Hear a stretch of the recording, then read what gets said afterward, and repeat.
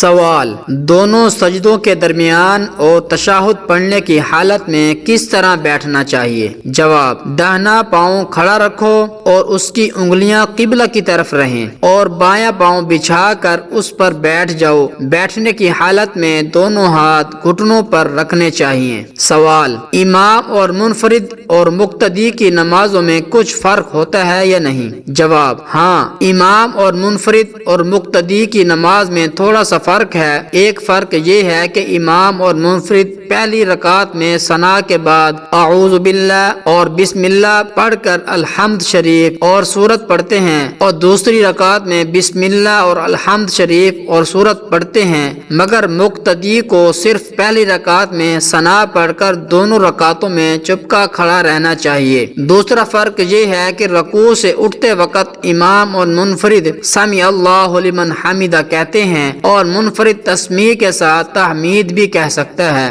مگر مقتدی کو صرف ربنا لک الحمد کہنا چاہیے۔